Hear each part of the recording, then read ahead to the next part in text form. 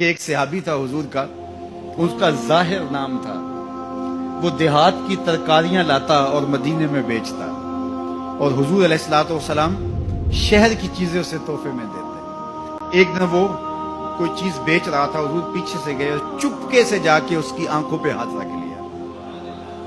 یہ کبھی آپ نے بھی کیا ہوگا، اس کو کہتے ہیں کولی بھرنا۔ جب آپ کا کوئی گوڑا دوست ہو، بڑا جانی اور جگری، جس سے آپ بڑے فرینڈ ہو، تو پھر وہ بیٹھا ہو اور آپ پیچھے سے چپکے سے جا کے اس کی آنکھوں پہ ہاتھ رکھ لیتے ہیں، اور پھر وہ بولتا ہے کہ کون ہے، اور آپ یہ دیکھنا چاہتے ہیں کہ میرا نام کس نمبر پہ آتا ہے۔ بات تو کرتا ہے کہ جناب تجھے یاد رکھتا ہوں، تو آج میں نے ہاتھ رکھے ہیں تو ظاہر اپنے قریبی دوستوں کا نام لے گا، تو میں کس نمبر پہ آتا ہوں۔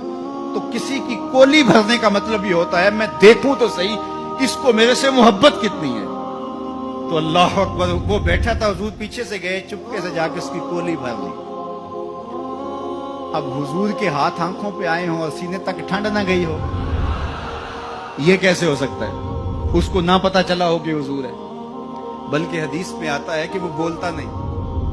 حضور آنکھیں دبا رہے ہیں اور وہ بولتا نہیں، بلکہ جب اس کو یقین ہو گیا کہ حضور ہی ہیں تو اس نے اپنی کمر کو پیچھے حضور کے سینے سے جوڑ کے رگڑنا شروع کر دیا، اور حضور دبا رہے ہیں کہ یعنی وہ بتائے کہ میں کون ہوں، لیکن وہ بولتا ہی نہیں ہے۔ مجھے میاں صاحب یاد آئے، لوگ تو اس کو مجاز کے معنی میں لیتے ہیں، میں یہاں یہ شعر پڑھتا ہوں۔ سفنے دے وچ ماہی ملیا تے گل وچ پا لیاں باواں، سفنے دے وچ ماہی ملیا تے گل وچ پا لیاں باواں، ڈر دی ماری اکھ نہ کھولا متا پھر وچھڑ نہ جاواں، ڈر دی ماری اکھ نہ کھولا متا پھر وچھڑ نہ جاواں۔ تو حضور آنکھیں دبا رہے ہیں اور وہ نہیں بولتا۔ حضور خود ارشاد فرمایا، اس غلام کو کون خریدے گا؟ تو اس نے کہا حضور مجھے کس نے خریدنا ہے، میں تو بہت سستا ہوں۔ فرمایا تو بہت مہنگا ہے۔ اللہ اکبر، تو اللہ کے ہاں بہت مہنگا ہے۔ تو حضور یوں بھی پیار کیا کرتے۔ تو نام کوئی اور تھا، حضور نے لاٹ سے کہا ذوالیدین، او دو ہاتھوں والے، نام ہی دو ہاتھوں والا پڑ گیا۔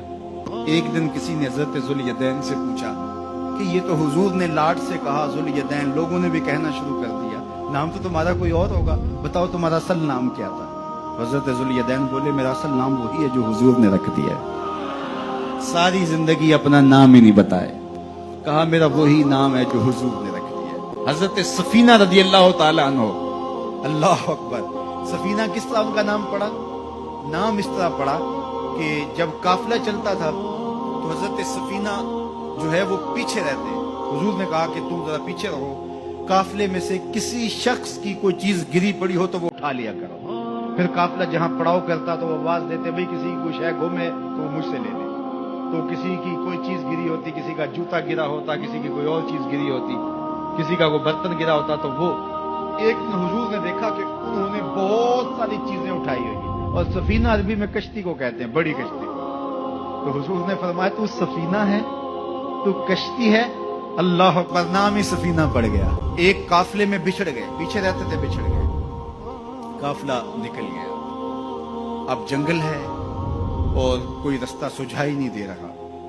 خیر کیا دیکھا کہ ایک شیر ہے، انسانی بو سونگ کے حملہ آور ہونے کے لیے آگے بڑھا۔ تو شیر جب قریب آیا نا اور حملہ کرنے لگا، حضرت سفینہ نے شیر کو کیا کہا، سن لو، شیر کو مخاطب ہو کہ اس کی آنکھوں میں آنکھیں ڈال کے کہا، یا ابل حارث انا مولا رسول اللہ صلی اللہ علیہ وسلم، اے جنگل کے بادشاہ سن، میں رسول اللہ کا غلام ہوں۔ بس آپ کے کہنے کی دیر تھی، اس نے دم ہلانا شروع کر دیا، اور وہ آگے آگے چلتا تھا۔ راوی لکھتا ہے کہ وہ آگے آگے دوڑتا تھا اور آوازیں نکالتا تھا، اور اگر اور کوئی جانور ہوتا تو اس کو بھی کہتا پیچھے ہٹو۔ وہ پروٹوکول گاڑی نہیں ہوتی، وہ پروٹوکول کے طور پہ آگے آگے چل رہا تھا، یہاں تک کہ قافلے تک پہنچا کے پھر واپس آتا ہے۔ جو خدا اور رسول کا ہو جاتا ہے، زمانہ اس کا ہو جاتا ہے۔